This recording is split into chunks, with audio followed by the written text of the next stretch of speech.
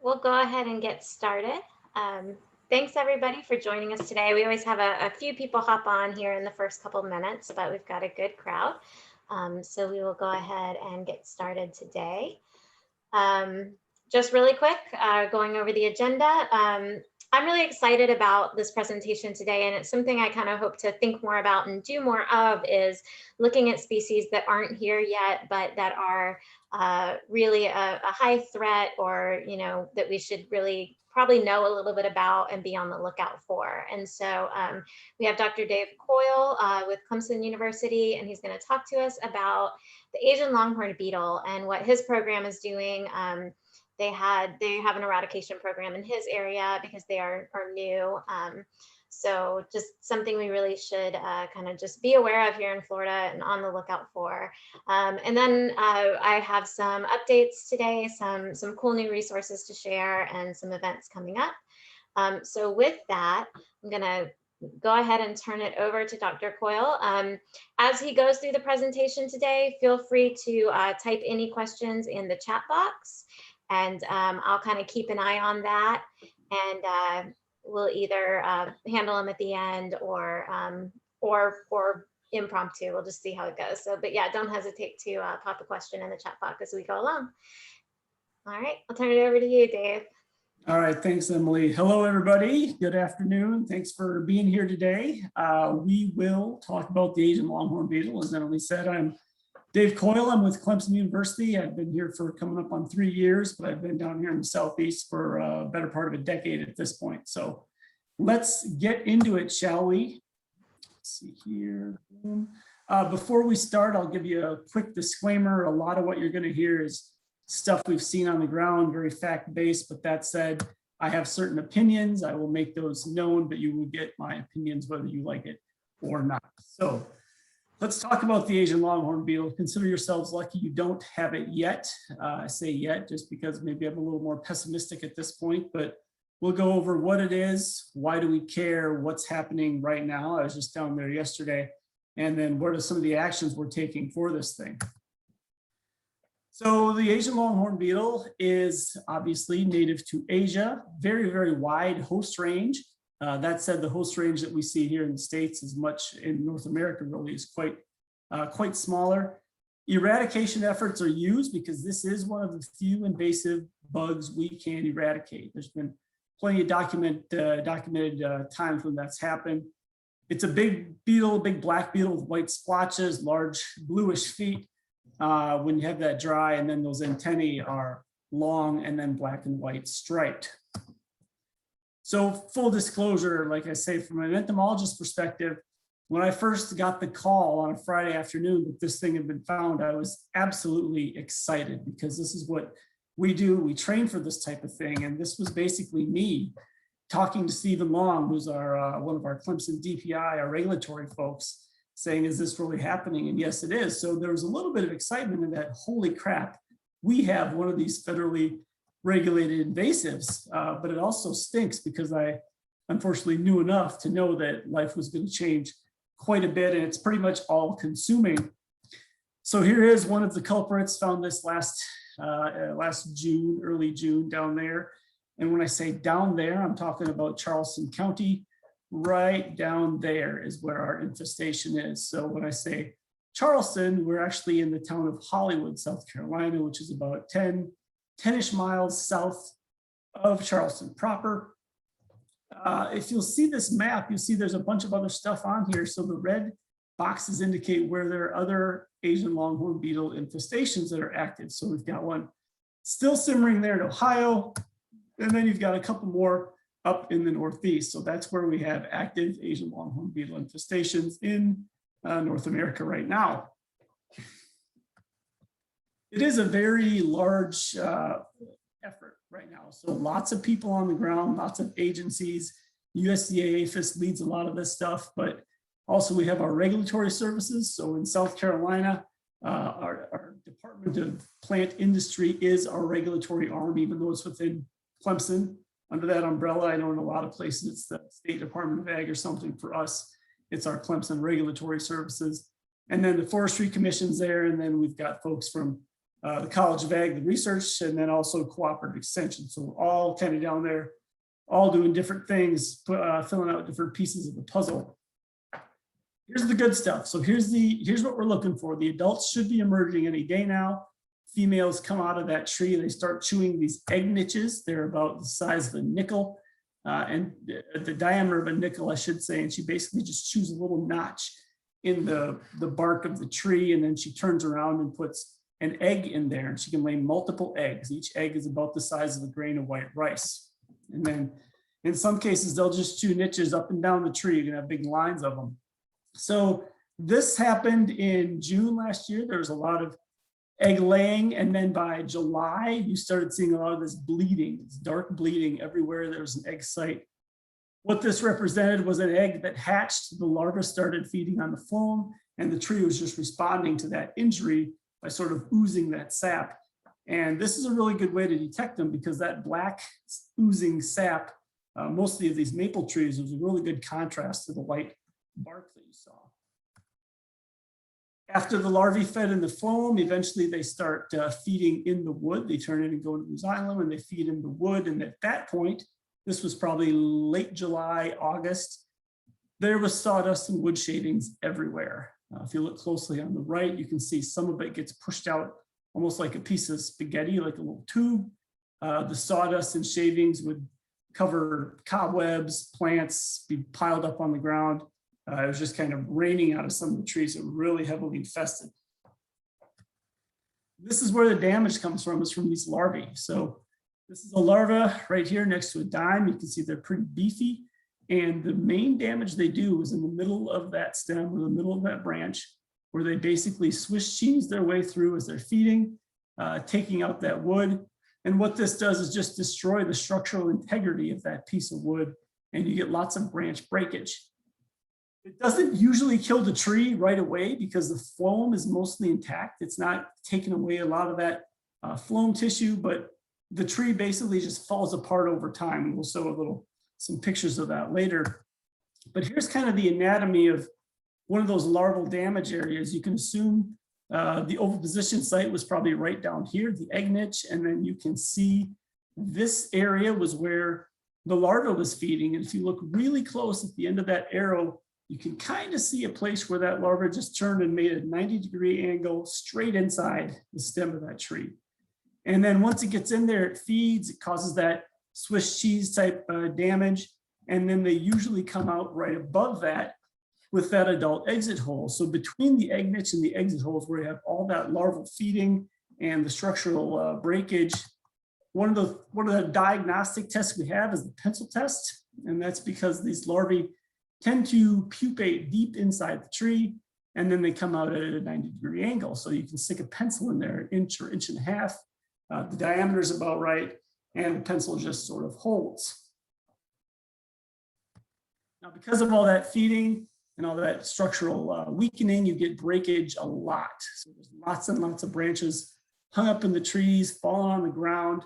This is one that fell right next to a road. If you look real careful, so here it is in my hand on the left side, you can see kind of how big it is. And on the right, every one of these is a larval feeding gallery. So you can see how much damage happens from those larvae. You can even see all the way through in that top one. And what that does is you have these branches just kind of hanging all over the place. On the left, you can see one that's just hanging up in the trees. On the right, you see one dangling there, and you can see again, it broke just a few inches below where the adult came out. That's because that's where all that larval feeding was happening. So this is really common in some of these areas that are really heavily infested, is there's just branches everywhere, you know, on the ground, up in the trees. Obviously, in areas where there's residences, this is a large concern because if stuff falls, that is not cool in any way, shape, or form. Here's just a picture of an egg niche right next to an exit hole. They're roughly the same size. Adults do feed, but that damage is pretty negligible. You can see there's just a little bit of that green bark stripped off of the epicormic sprouts. Epicormic sprouts are super common when there's damage on these trees. As these trees kind of start to fall apart, as the branches fall and the tops fall, you get these epicormic sprouts all over the remaining stump, and it almost gives them a bushy appearance after a while. So from a management perspective, can you prevent it? I say yes, because there is some evidence that if you apply herbicides or insecticides to these trees before they're attacked, you can fend them off, right? Because there's a little time when adults are feeding on green tissue here, right when the eggs hatch, those early larvae feed on some of the green tissue, but it's not great. They say the efficacy is between 50 and 80%. Part of that reason is because not all adults feed. If the larva got enough energy stored up from when it was a larva, the adults won't even feed. They'll just come out of the tree, mate, and lay eggs without feeding. And then also timing is important. If there's not enough chemical right in there when those larvae are feeding on the phloem, once they get into the xylem, you can't get them anymore. So they've kind of gotten, at that point, there's not much you can do. Can you save a tree once it has Asian longhorn beetle? No is the answer. One, because you can't really get rid of it once it's in there. And then also, because this is a federally regulated pest, every tree with ALB will be removed and destroyed. It's just part of the protocol. So we had a paper recently come out if you're interested. It's only 4 pages long, free. We kind of documented everything we saw so far. At this point, they have surveyed, and they being USDA APHIS and our Clemson regulatory, some from Forestry Commission as well, they've surveyed over 45,000 trees, or 41,000, yeah, 45,000 trees surveyed. You're looking at about 4,500 infested. Most of those are maple. And here's a quick breakdown. If you look right in the middle, red maple, 97.5% is red maple. They have a very, very clear preference for red maple. All the maples together is about 98%. The rest of what is being hit is sycamore, willow, cottonwood, and elms. That's pretty much it. I will say that the preference for maple is so high that we only see these other things getting hit where all the maples are already pretty much destroyed. So this was in a neighborhood that was really, really heavily hit. I have not seen any just willows out of the woods being hit. If there's anything out in the woods hit, it's a maple. Just kind of saw these other things get hit in a more residential area.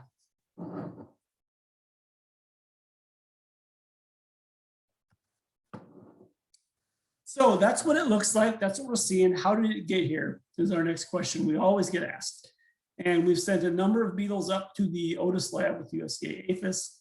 We know that the genetics of the population in South Carolina matches the genetics of the Ohio population. So it could have come from Ohio. For a long time, I joked, but didn't joke, that it was brought down on purpose by a spiteful Ohio State fan because they had never beat Clemson. Up until this past winter, which of course they did beat us, so congratulations. And we all know how that ended up. And I am a Buckeye, so I appreciate that. Good, good. It could also be from Asian longhorn beetle's native range in China and the Koreans, right? Because we've got, and we'll talk about some of the ports and stuff, it could have come straight over from the same place the Ohio population did. Also, Europe is lit up with these things too. So it's certainly possible that it started at the same place in China, went to Europe, and then came that way. On the whole issue of the shipments, you know, we've got 2 big ports very close. Charleston's like not even 20 miles away probably. Port of Savannah, which is a major, major shipping port, is, you know, just over an hour's drive away. There's an RV park right adjacent to the neighborhood in which this beetle was first found. You can't even make this stuff up as far as an invasive species checklist, right? We've got a railroad that goes through the infested area. And if you've been to that part of the world, you know, Highway 17 is loaded with tourists. A lot of these tourists are from Ohio. It is consistently one of the states where the top, you know, one of the top 10 states where people come there every year. So long story short, we don't know how it got here. My opinion is pretty solidly that it came on firewood from Ohio. This is my Occam's razor, if you will, just seeing how many Ohio license plates and Ohio RVs are in the area and how many actually have firewood on them. It just seems completely logical that that's probably how this thing got here. And we also know that it's been there at least 7 or 8 years. So if you cut right through those emergence holes, you can count the tree rings and do some dendrochronology and figure that out.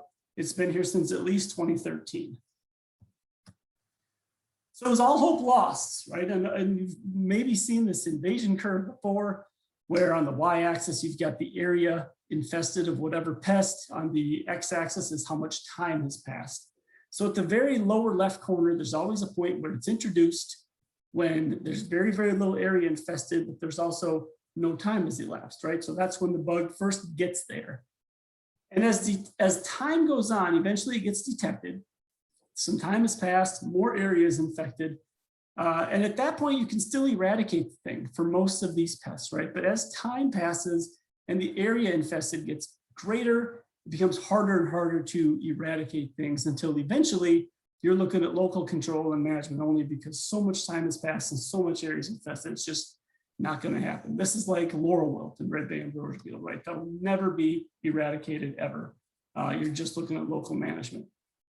So it's a little different with Asian longhorn beetle because of their behavior. They don't move particularly well. They're not particularly aggressive when it comes to flying and dispersing.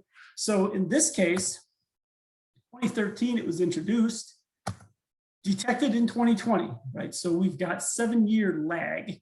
That said, we immediately got onto public awareness because we already know a lot about this.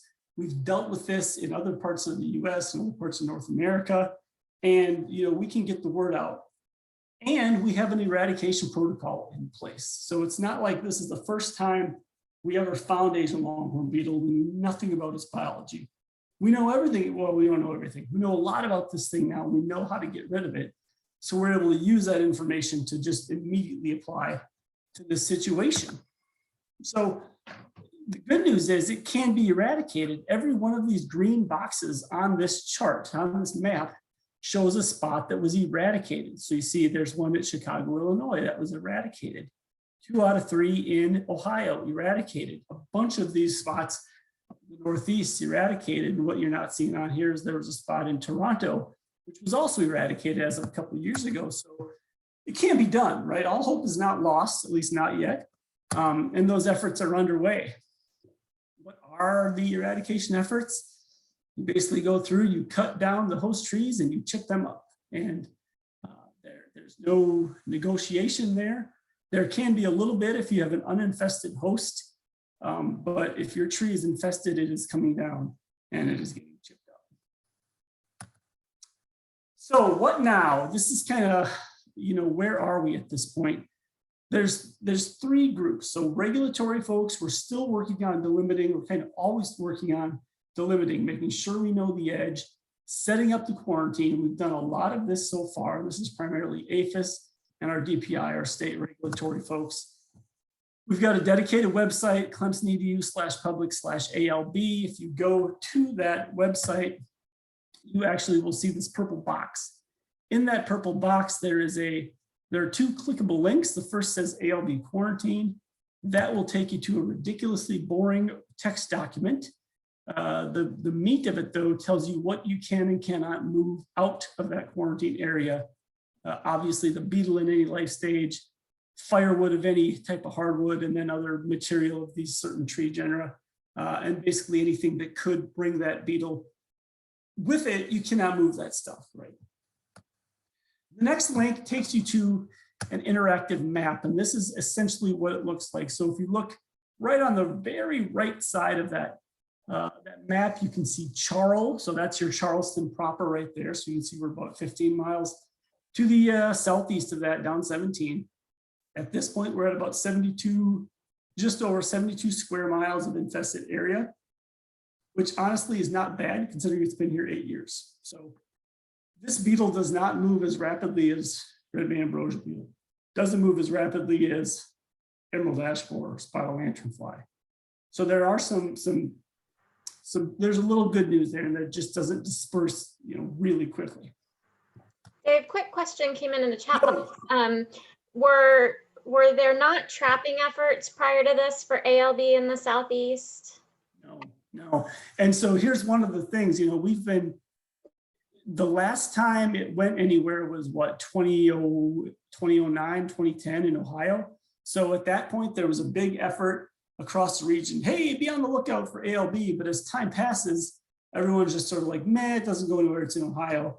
And now I know like Kentucky and Virginia and some of those states that are closer to Ohio are always on the lookout for it. But I think as far as, again, my opinion, getting farther south down in here into kind of like Pineland, I think it was somewhat forgotten. I mean, we knew it was there, but everyone was very meh about it. So it just kind of goes to show you really can't let your guard down on some of the stuff. There was no active trapping for it at all. So it really was a surprise when it was found.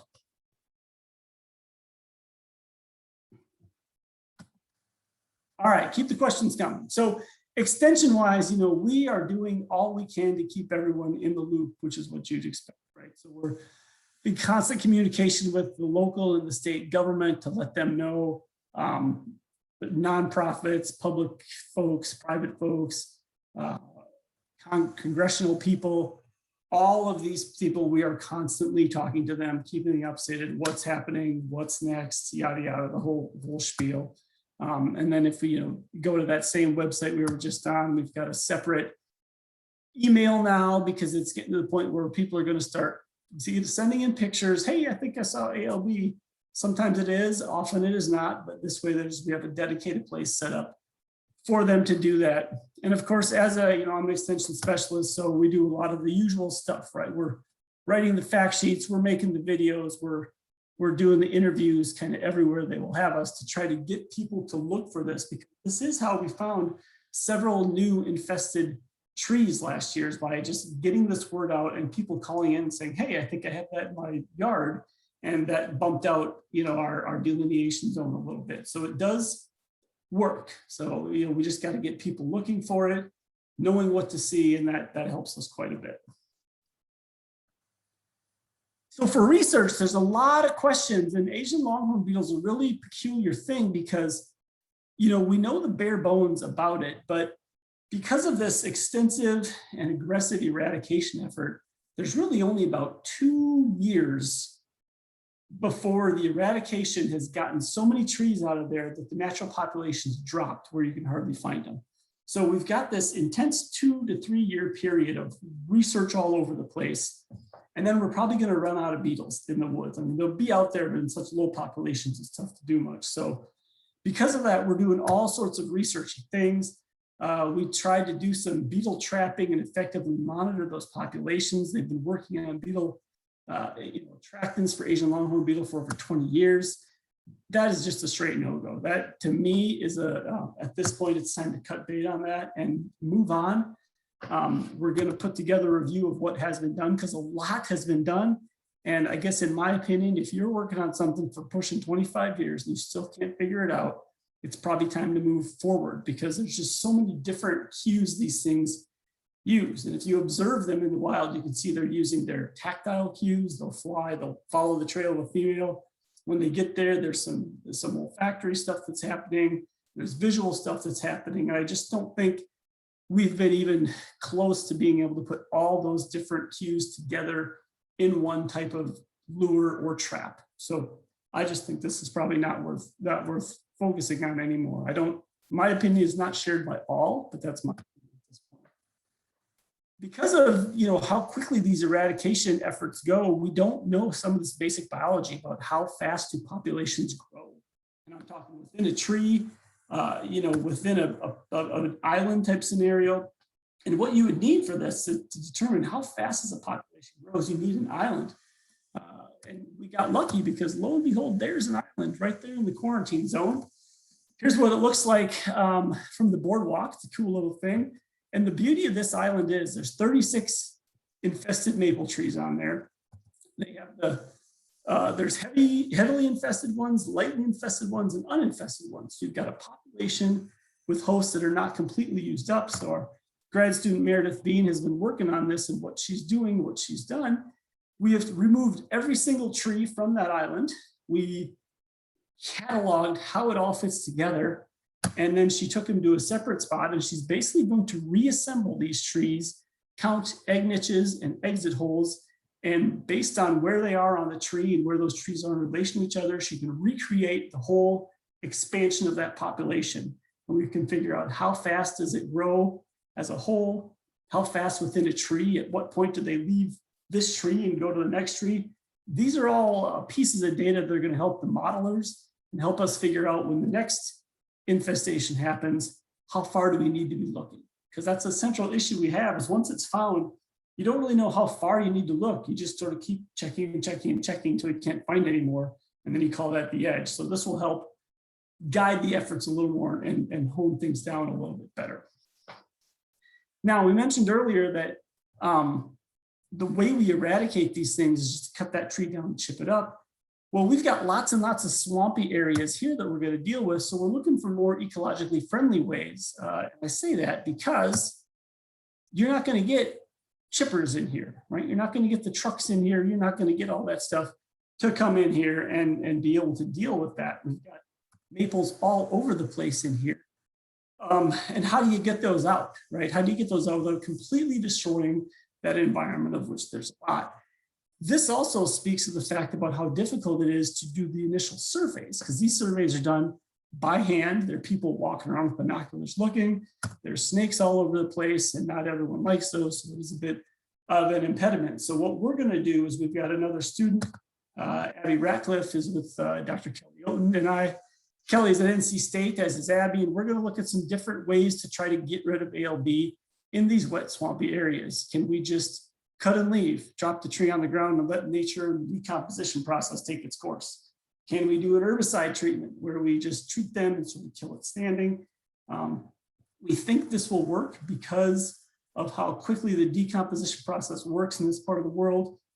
There's been some previous research that showed in a maple tree, it loses 35% or so of its mass in just 1 year. That should be enough to stop kind of whatever's in there. So cautiously optimistic that this would work and give us a good, an option that's not just cut them down and chip them out, because I'm not sure how they would even get those out at that point. One thing we don't know is how climate impacts ALB phenology down here. If you remember that map, the next closest site for ALB is Ohio, much different than South Carolina, and we simply don't know how that's going to work. Now, again, we've got models, right? We've got models that say in this part of South Carolina, it's down there in the red, you're looking at 0.59 to 1 year to maturity. So roughly 7 to 12 months for a generation. So does that mean it's going to be an egg laid in March isn't going to come out until next March, or will that egg come out in November, December? We don't even know some of that information. There is some evidence that we did have some emergence over the winter, but it's just tough to tell what's going on. So we really don't even know what's happening yet. Our plan is to start sampling trees every month and just seeing what's in there, trying to count the life stages and figure out how long is it taking for these things to go. These data, again, are going to feed back into those models to figure out where do we look and how fast are these populations growing. And then there's all sorts of other basically environmental and economic questions, right? What's the impact on the native flora and fauna? When you take maples out of the system, is there any biological control possible? I mean, we have a lot of cerambycids in this part of the world. What's the economic impact?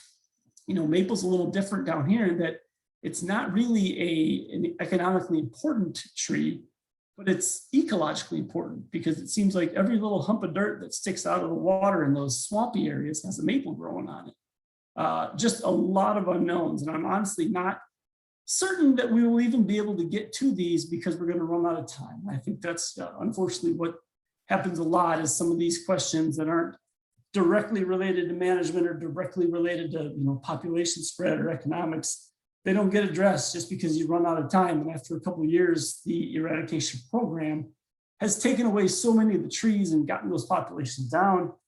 It just gets hard to find the beetles themselves. So that's probably what's going to happen here as well.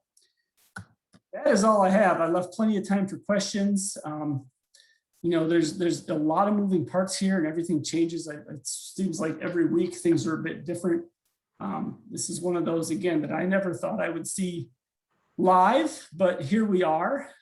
So, be on the lookout, I guess, is the best advice I have.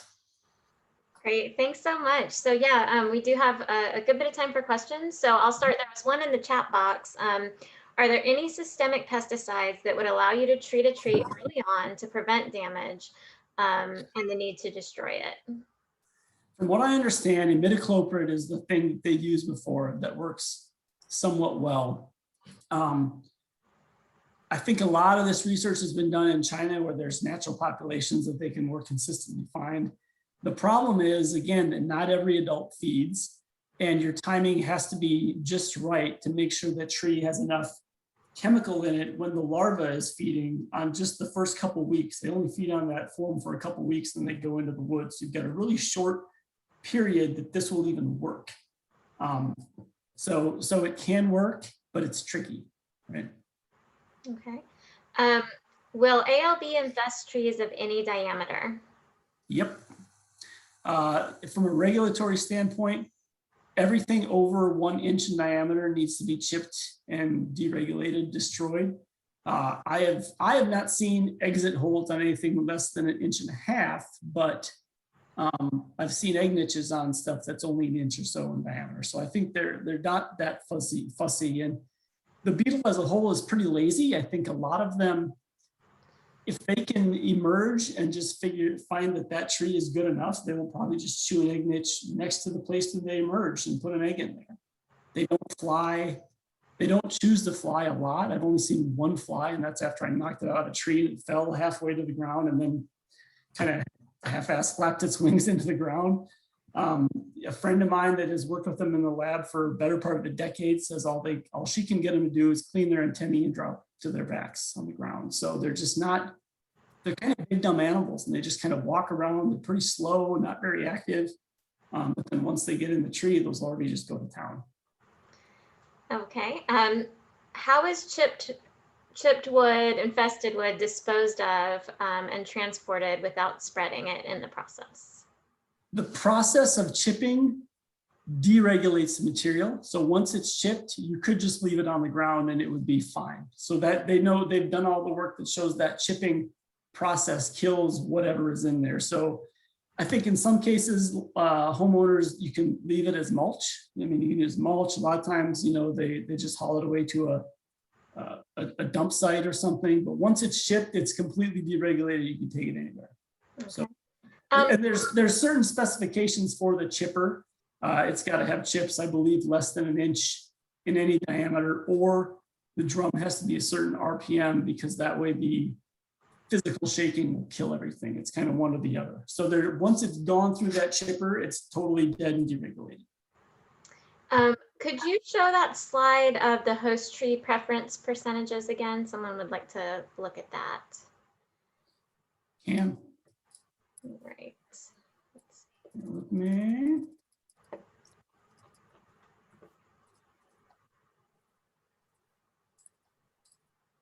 Right there, right? And then another question, in the phenology map, South Florida was shown in white, as was much of the Western US. Does that indicate these areas are unsuitable, or are those areas just data deficient? Data deficient. Yep. Now that said, from what I understand, ALB's native range in China, the southern edge of it is roughly where we are. So I don't know that they live much, at a much further south latitude than we're kind of at. So I think it's kind of a gray area. We just don't know. I bet they could live there. I just don't think we have any data that shows that they do. Okay. All right, questions are starting to slow down. I have one about the eradication effort and the USDA's role. What happens when the infected trees or the quarantine area includes private properties? Is there a federal preemption that they can come in and take those trees down, whether the private landowner wants them to or not? Yep. Yeah, absolutely. So, we're all human here. So they'll go there first and try to make contact with the landowner. And most landowners that we have found here have been very sympathetic and understanding. Now, I know if any of you followed the Ohio infestation, that was an absolute mess up there in terms of public outreach and all of that. It was an absolute just a mess as far as animosity from the public and private landowners to USDA and everyone associated with regulation. So we believe a lot of that was just poor communication on their part, which is why we've invested so heavily in it down here, try to get everyone like, this is what's happening. This is what we need to do. This is why we need to do it. And everyone's been really good about that too. So we've been fortunate, there's only been a few instances where residents have like not let the surveyors or someone come on their property, but then, you always just go back another time, and they've usually kind of taken a couple deep breaths by then, and then it's been fine.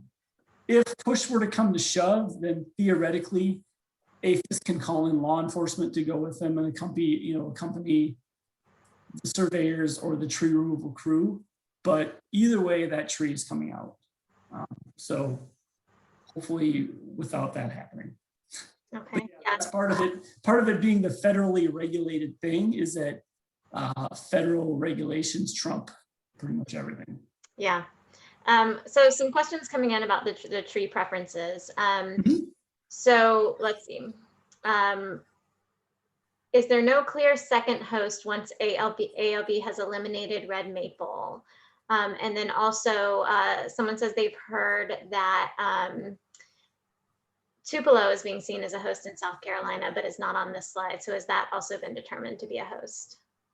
Yeah, let me start with the Tupelo. That's actually not accurate. We saw something that looked like an egg niche. We sent it in. It was actually a native borer, Gamelia something. So there aren't many things that make the damage like ALB, but there are a couple fairly infrequently encountered things, and this was one of them. So no to NISA, turned out to be completely not it. As far as the secondary host, all Acer are pretty much a primary host. So, it's red maple here, Norway maple as you get further north, sugar maple is a big one up there because it threatens the maple industry and all that type of thing. So any of those Acer, not Japanese maple though, right? Not the Japanese maple is not hit. All the other Acer are completely fair game. You just see, Acer Negundo and Saccharinum and Saccharum, such low percentages here because we hardly had any. There's just like a couple trees in people's yards that they had planted. The Acers are clear number one, number two, and number three, and it's as you can see, like a massive drop before anything else gets hit. This distribution of host use is very common everywhere in North America. It's Acer, and then there's a massive drop, and then it's, well, a few other things if we have to eat to live. So this is pretty standard. The big things we tell people, your pine's not going to get hit, your oaks are not going to get hit. And that calms a lot of nerves, just saying those two things right there.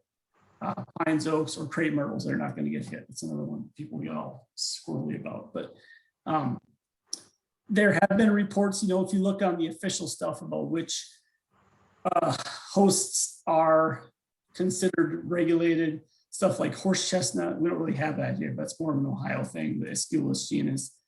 Mimosa has been recorded. I think there was an egg niche found on one. Not really something else. There's a few other just kind of random things in there, like ash, I think is one, but it will only use these if there's nothing else and if the populations are high. So that's where we see these. This was in the kind of the central hot zone, that neighborhood where they found it.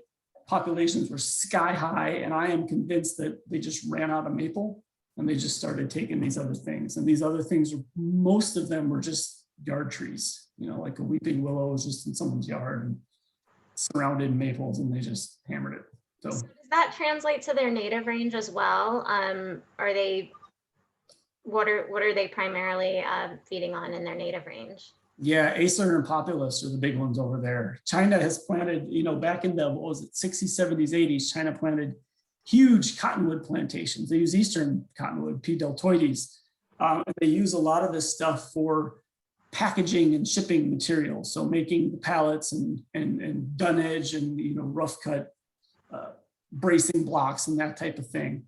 And that has somewhat allowed these populations to get a little high in these things that are then turned into shipping things. So that's likely how it got here into Europe, is that it's, they've got these big cottonwood plantations, they use them for this stuff, and the beetles are in there, and then it gets to other places. Great. All right. Yeah. Thank you. So yeah, any other questions, feel free to reach out to Dave. I did put a note in the chat box that if you're on Twitter, I encourage you to follow Dave there at Dr. Dave Coyle. It really helps me keep up with kind of what's going on just to the, north of us, to follow him in his programs. They do some really great just science communication about invasive species in general as well. So that's a good follow if you're on Twitter and looking to keep up with this work and other stuff that he's doing. So thank you so much, Dave. And I'm Yes, thank you. go into some updates if I can get the right screen shared here. So what I'm also going to do, again, I've got to reorganize my screen with that. Here we go. I am going to throw a bunch of links up in the chat box and then kind of go through these with our updates today. So I wanted to quickly share, we talked about on the last call, the zebra mussel, zebra mussel interception on these moss balls that come in for aquarium usage. And so this was a kind of wholly new and unexpected pathway for these zebra mussels. And so US Fish and Wildlife Service, USDA, a whole bunch of groups sprung into action to kind of get this under control. And so in the chat box, your first couple of links there just link to the FWC. They're the state lead of this, as well as the US Fish and Wildlife Service, the sites for this issue. The last update we heard was that I'm not sure if it's Fish and Wildlife Service or USDA, but essentially the importation of these moss balls has been restricted to only 2 locations in the United States. And so at those 2 airports, they are being screened both visually and with like some eDNA technology. And so, but I think, still important too, if anyone has purchased these moss balls in recent in recent months, to be aware of this story. So you've got some links there. Another one you may see popping up in the news is these tropical clawed frogs in Florida. And so I've got some links here to a news story, as well as a recent paper published by the team that's working on this. So these frogs were actually first found in, oh, I didn't send you the, all right, sorry. Let me get this chat box situated because I see that I didn't send the links. It's not letting me scroll to the bottom. I just put way too much stuff in there, I guess. Sorry, let me just try this again. I'm gonna do it, I'm gonna do it a different way. I'm gonna do it one section at a time. So these frogs have been in Florida since at least 2014 when they were first identified, but they were misidentified at the species level as African clawed frogs. All right, so here's those links. So there's the zebra mussel links, there's the tropical clawed frog links. So they were first misidentified. Recent genetic research has shown that they are actually the tropical clawed frog, which they look very similar, but this would mark the first interception of tropical clawed frogs in outside of their native range in I believe, West Africa. And so they have been kind of surveying these populations since they're discovered in 2014 and continue to actively work on kind of understanding their impacts as well as their spread. And so far they're still pretty limited, I believe, to the Tampa area. But again, look into these links. Dr. Jeff Hill with UF-IFAS is one of the leads in working on that issue. So I just wanted to kind of throw that out there because it's probably something you'll see in the news. We shared, FISP shared this on our social media today on Twitter, Instagram, and Facebook, just some stories about that. So next up, I wanted to talk really quickly about Florida Invasive Species Awareness Week Part 2, Florida Invasive Species Awareness Week in conjunction with National Invasive Species Awareness Week Part 2. That's coming up in May. And then I also have the date on here. This was from last month as well. We talked about the Florida Weed Wrangle that we had done. And in 2022, that'll be in February again. But really quick about FLISA, Florida Invasive Species Awareness Week. So we'll be doing a social media campaign. That'll be our primary focus. And we have a schedule each day of that week. We will be using on the FISP website, there's a page, it's 5 easy steps to take action. And so each day we're going to highlight one of those steps. I'm working on the graphics for those, and I'm going to send those to you guys this week with some other FLISA information. And so, you know, any of your offices that do social media can either, you know, use our graphics, you can do your totally own thing to kind of promote FLISA, or you can do your own take on that theme of the day, however you want to do it. So I'm going to send some more information out this week to the listserv on that. So keep an eye out for that email from me. Some new CISMA resources that are available.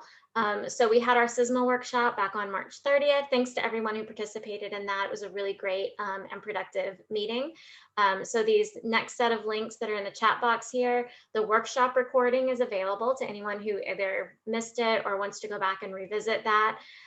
We had kind of a last minute addition to our agenda where Dr. Stephen Enlow came in to talk about there's been a recent news article about glyphosate being found in manatee tissue, as well as this some new updates to the research on an neurological or a bacteria that affects the neurology of wildlife that's associated with hydrilla and the chemical bromine, I believe. And so he came in at minute mark 15 to kind of talk about some of that with us. So you may want to revisit that presentation as well.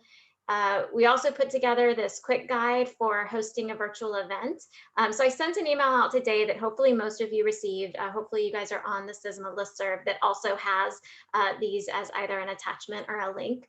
But essentially with this virtual event guide, we wanted to just put something together that gives you all the information you might need at your fingertips. And so this includes kind of choosing a platform to host an event on, and then also, and probably most helpfully for a lot of folks, it has a one-page list of the CEUs that are primarily available in Florida, a few tips, the links to access how to provide those, as well as a direct contact. So there's a link here to that was also attached as a PDF in the email that I sent out today. North Central Florida CISMA had a workshop just this month, just last week, I believe, in partnership with the Florida Land Steward Program on pesticide record keeping. And so that recording and those materials are also available, and the link is here. The Treasure Coast CISMA did a virtual field trip highlighting the planning of an invasive species removal and native habitat restoration project. And so that link is available if you'd like to watch that virtual field trip. And then lastly, the First Coast Invasive Working Group just recently met, and one of the things they highlighted, they're starting to kind of highlight an issue for each meeting. And here they highlighted camphor tree identification. So there's been some challenges with getting pictures from clients or the public. You know, what is this? Is this camphor tree? And it can be kind of tough to tell sometimes with images. So they put together this really great, just kind of presentational guide to help you ID those with some of the key features. And so again, that link is here as well as in that email. So this is a great resource. I'm one of the people who sent an email to Jessica Spencer and was like, someone sent me these pictures. Is this camphor? So really helpful to have that. Some upcoming events that I just wanted to flag. And again, I'll throw these links in the chat box. The Center for Aquatic and Invasive Plants has this ongoing aquatic plant management summit. I think there are, you can see here, there's 3 programs left in that. And so check that out if those topics are of interest to you. And then just to save the date for the aquatic weed control short course coming up in the summer. But again, if you visit our online calendar, these events are there with links, and there's some other cool webinars and stuff coming up that are on that calendar as well. Let's see. What else? So just really quickly, our CISMA call schedule. Next month, we'll have Jeffrey Eichwart with us to provide some updates on Laurel and the red bay ambrosia beetle. And then in June, we'll be talking to Basil, Dr. Iannone with UF IFAS on some communications and how we can standardize our terminology when we communicate about invasive species. I'm working on the second half of the year schedule. So if you have any presentations or any speakers you want to hear from, any topics, let me know. I've got a few inquiries out, but I'm really open to suggestions there. Jessica Spencer put a note here regarding her camphor tree resource that she did also submit high resolution, the photos that are in that to Bugwood Images. And so once those get approved, they should be available there as well. Thanks, Jessica. And I think we're getting close here. So just a reminder that these calls are recorded and posted on our website on the CISMA calls page. And so give me about a week. Typically takes about a week at the most to get the most recent call up. So this one will go up in the next week or so. And then I just wanted to share a really quick note about the CISMA listserv as well. I am the primary user typically of that listserv. So you get those kind of monthly emails from me about the CISMA call. And I'm trying to also include, events and resources that are coming up in those. So, kind of keep an eye out and peruse those for some updates and resources. But I do not administer the listserv. So if you want to join, if you're not already on it, or if you want to send, invite people to join, you can send them this link that I just popped in the chat box. People are welcome to email me and ask to join the listserv. I'm going to email them this link, and that's totally fine. I have no problem with, if you want to, in emails and stuff, if you want to say, to join the listserv, contact me, that's okay. But you can also just use this direct link to join that listserv because it's administered by our partners at Bugwood. And then I also just want to note too, as the CISMAs, if you have projects or big things you want to share, you are welcome to also utilize that listserv to ask questions or share information. So I think that's all I have. If we have any questions, feel free to pop in the chat box or unmute. Again, thank you to Dr. Coyle for joining us today to share that information with us. And always, I have to plug, follow us on the social medias on Facebook, Instagram, and Twitter. And again, if you have content there that you'd like to see featured, feel free to reach out to me and let me know. So that's all I've got. Again, we've got a few minutes. I can hang out if there's any questions. And I hope everyone enjoys the rest of your day and has a great rest of your week. Thanks, y'all. Hey, Emily, I got a question for you. I guess not a question, a comment. I guess I was kind of surprised that Asian longhorn beetle, there weren't any trapping efforts, say in South Carolina, but I guess I wasn't aware too that it's a big fat beetle that moves slowly. So like there wasn't, I guess, the perceived need for trapping. I'm really glad Jeff's speaking next month because I know he has tabs on what insects are being trapped or, just monitored, sort of early detection, sort of, trapping in Florida. And I would love, I realize he's got a topic he's speaking on, but like at the end, I'd like to get a sense of what insects are being sort of monitored for their spread into Florida, because one concern I have is the emerald ash borer and like the effect it'd have on our native ashes, which have a lot of the rare epiphytic orchids down in South Florida.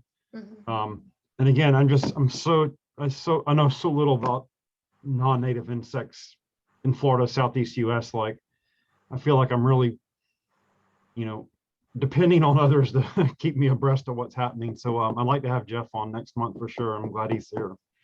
Yeah, great. No, and that's a great point. And I'd like to look for more of these presentations from folks dealing with things that we don't have yet, but may and should know more about. So another one on my radar is those spotted lanternflies that are up in the Northeast and just wreaking havoc. So we do have a comment. Let's see. My program is looking for EAB, would be interested to know about South Florida ash locations. Okay, so that may be a good contact for you, Dexter. But yeah, we'll, you know, that's a great note too, and we can try to remember if you're on next week to ask Jeff about that, about what different insects are being actively monitored or looked for in Florida. Okay, so that was Bradley Danner. Thanks, Bradley. Cool. Any other questions or comments? Again, thanks everybody for joining us today.